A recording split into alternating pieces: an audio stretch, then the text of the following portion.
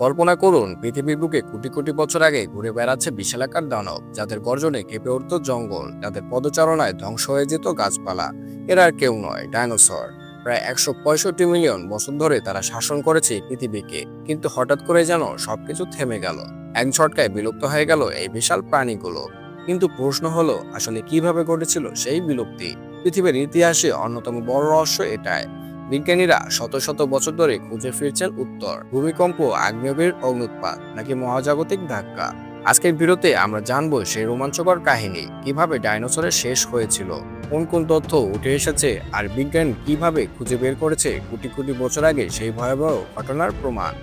ডাইনোসরের গল্প শুরু হয় ট্রাইসিক যুগে, প্রায় 23 কোটি বছর আগে। এরপর আসে জুরাসিক যুগ, যখন তারা পৃথিবীর সবচেয়ে প্রভাবশালী প্রাণীতে পরিণত হয়।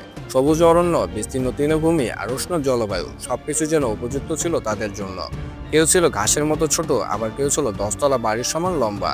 কেউ আকাশে উড়তো, কেউ পানিতে সাঁতার কাটতো, আবার কেউ মাটিতে দৌড়ে বেড়াতো। সেই সময় পৃথিবীর অন্য কোনো প্রাণীর তুলনায় ডাইনোসরের শক্তি, আকার আর সংখ্যায় ছিল অপ্রতিদ্বন্দ্বী। বিজ্ঞানীরা বলেন, ডাইনোসররা প্রকৃতির এক সফলতম পরীক্ষা। কোটি কোটি বছর ধরে তারা বেঁচে ছিল, বিকশিত হচ্ছিল, কিন্তু হঠাৎ একদিন তাদের সাম্রাজ্যে নেমে আসে কালো মেঘ। সবচেয়ে বেশি গ্রহণযোগ্য তথ্য, প্রায় 66 মিলিয়ন বছর আগে চিকসুলুপ নামের এক গ্রহাণু মেক্সিকোর ইউকাতান উপদ্বীপে আঘাত হানে। আকার প্রায় 10 থেকে 12 কিলোমিটার ব্যাস, শক্তি 100 ট্রিলিয়ন টন টিএনটি বিস্ফোরণের সমান। আঘাতের সঙ্গে সঙ্গে সৃষ্টি হয় বিশাল গহ্বর, চারপাশে ছড়িয়ে পড়ে তীব্র তাপ আর অগ্নিকাণ্ড। কয়েক মিনিটে পৃথিবীর কোটি কোটি জীব মারা যায়। আকাশে ছড়িয়ে পড়া ধুলো আর গ্যাস ঢেকে দেয় সূর্য। মাসের পর মাস অন্ধকার নেমে আসে, উদ্ভিদ মারা যায়, খাদ্য শৃঙ্খল ভেঙে পড়ে। এভাবে ধীরে ধীরে শেষ হয়ে যায় ডাইনোসররা। একই সময় ভারতের ডেকান ট্রাপস অঞ্চলে বিশাল আগ্নেয়গিরির অগ্নুৎপাত হয়েছিল। কয়েক হাজার বছর ধরে লাভা, সালফার ডাই অক্সাইড আর কার্বন ডাই অক্সাইড বায়ুমণ্ডল ভরিয়ে দেয়। এতে জলবায়ু ভয়াবহভাবে পরিবর্তিত হয়েছিল, কখনো তীব্র গরম, কখনো হিমশীতল আবহাওয়া। এভাবে ডাইনোসরের টিকে থাকা কঠিন হয়ে ওঠে। এই সময় সমুদ্রের স্তর হঠাৎ ওঠানামা করতে থাকে, ফলে ডাইনোসরের আবাসস্থল নষ্ট হয়ে যায়, খাদ্যের অভাব দেখা দেয়, অনেক প্রজাতি ধীরে ধীরে বিলুপ্ত হয়। অনেক বিজ্ঞানীর মতে শুধু এক কারণ নয়, বরং গ্রহাণুর আঘাত, আগ্নেয়গিরির অগ্নুৎপাত, জলবায়ু পরিবর্তন, এই সবকিছু মিলিত ফলেই ডাইনোসরের বিলুপ্তি ঘটে। 1980 সালে বিজ্ঞানী লুইস অ্যালভারেজ ও তার দল পৃথিবীর বিভিন্ন স্তরে একটি বিরল ধাতু ইউরেডিয়াম খুঁজে পান। এই ধাতু সাধারণত গ্রহাণুতে পাওয়া যায়। এখান থেকেই প্রথম নিশ্চিত ধারণা তৈরি হয়, নিশ্চয়ই কোনো মহাজাগতিক বস্তু পৃথিবীতে আঘাত করেছিল। এরপর মেক্সিকোর ইউকাতানে আবিষ্কৃত হয় বিশাল চিকসুলুপ ক্রেটার, যার বয়স প্রায় 66 মিলিয়ন বছর। এর বয়স আর ডাইনোসরের বিলুপ্তির সময় একেবারে মিলে যায়। এছাড়া জীবাশ্ম রেকর্ডে দেখা গেছে সেই সময় একসঙ্গে অসংখ্য প্রজাতি হারিয়ে গেছে।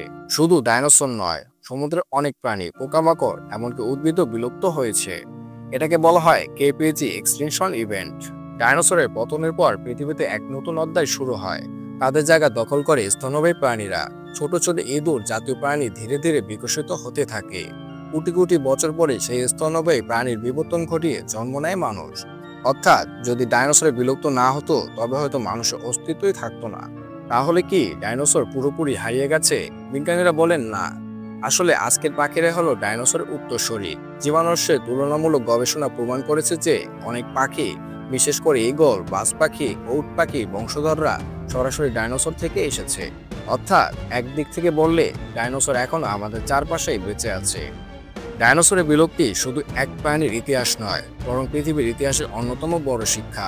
কোটি কোটি বছর শাসন করেও শেষ পর্যন্ত এক মহাজাগতিক ধাক্কায় হারিয়ে যেতে হয়েছিল তাদের। আজ আমরা মানুষ পৃথিবী দখল করেছি, কিন্তু যদি পরিবেশ ধ্বংস করি, জলবায়ু বদলায়, কিংবা মহাকাশ থেকে কোনো হুমকি আসে, কে জানে আমাদের পরিণত হয়তো ডাইনোসরের মতোই হবে। তাহলে দর্শকবৃন্দু, আপনাদের কি মনে হয় ডাইনোসরের বিলুপ্তি আসল কারণ কোনটা? আপনার মতামত অবশ্যই কমেন্টে জানাবেন। আর ভিডিওটি ভালো লাগলে চ্যানেলটি অবশ্যই সাবস্ক্রাইব করে পাশে থাকবেন। আল্লাহ হাফেজ।